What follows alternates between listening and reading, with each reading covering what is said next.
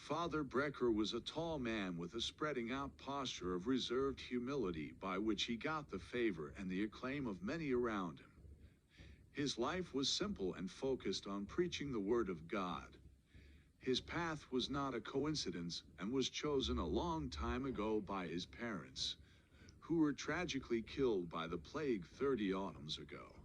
It was not in his customary to give the last absolution to helpless men, laying on the bed and waiting for their final breath to leave their body. However, all the pastors and most of the church personnel left for the pilgrimage. He himself was forced to take over many of their responsibilities, and absolutions were one of those. And so, he was inevitably walking through the already developed city of Nuremberg to the house of an old ailing, powerless man, once known as Erich Warschauer, who was a famous physician mostly known for his fierce fight during the pestilence, which once massacred this world, killing even the most equitable ones. As he needed to face his past, the old man needed to face his present and, more importantly, the future, as ironically befits, thought to himself the priest. From time of the plague, the once known a small town of Nuremberg had grown dramatically, as it was one of the main trade routes and shopping centers on the way from Rome to northern Europe. Admiring the other beautiful streets of the city center, Mueller reached by his eyes his destination purpose. A large, three-floor house with a rectangular shape, which base was made of stone, up to 1.5 meters, and going further up of bricks that were the most visible part of the house. As the house was going up, each of its corners were expanding and were being stabilized by wooden pillars present from all directions of the house Mueller could see. Its roof, also wooden and had a triangular shape, was covered by plenty of different types of plants, as all the windows around the complex were closed without giving even a possibility for a light to go through it. The building itself was giving to the priest a feeling of abandoned. When he knocked at the front door, he was surprised to be opened by an old but wary woman with a petite silhouette on which the signs of oldness as well as fatigue were very visible, and which facial expression was showing no emotions. "I came to meet Mr. Erich Warschauer. Is he present?" asked politely and calmly the priest. Yes, of course, Father. Please come inside," replied Lady. Her voice was skundered.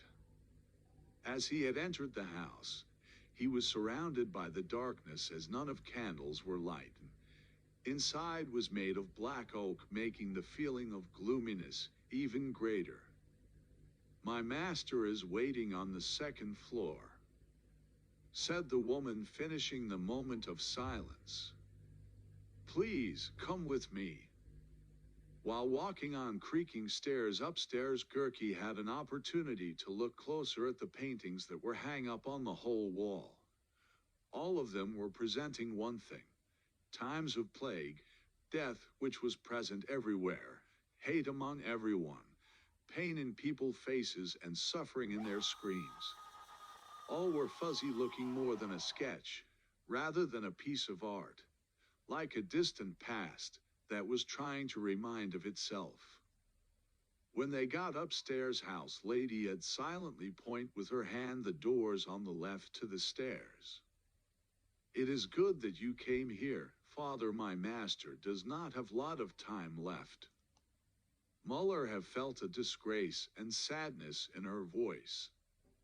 "I will try to aid him as fast as possible, with God's help," he answered politely.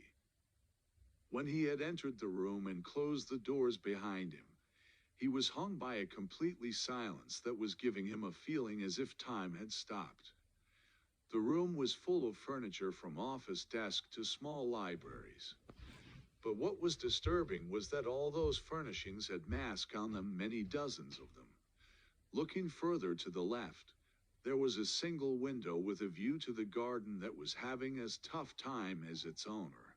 On the right, however, there was a single bed, large, gold-plating bed on which there were carved symbols that the Father Gurki was unable to recognize. On the bed itself, however, an old man was laying, Eric or something what was meant to be him. The body was looking as if it was in phase of decaying. The skin, as if it was stick to the bones, was making it to look like if the life was drawn out from the scientist. And his body as if it was permanently connected to the bed. Despite all those things, the man was still alive, breathing, and contacting with the outside world. "Father, I was expecting you," he said with hoarse voice. "I will not take you a long time," replied, with a jittery in his voice. "How had you sinned?" "I was committing sins all my life," starts dispassionately the old man. "I love life as I love death, as there are most common parts of our life." Gurki sees a barely visible smile on man's face. He stays calm but inside is frightened. "During the plague, I was helping people to rest, to fall asleep, to meet with their loved ones and the God itself. Some may recognize my actions as unnatural, but I was doing it for them. For their poor bodies and minds trapped in chaos and suffering alone. Unable to speak, unable to walk, unable to think for themselves. I freed them from chains which were stopping them, and commemorated them by leaving their faces forever present with us. There are no more sins I remember," ended quietly the old man. Father Muller was completely disoriented and lost contact with reality. He instinctively went to one of the tables to lean on when he noticed two masks on it, male and female. When he brought his head closer, he read, "Eva Muller, Stefan Muller."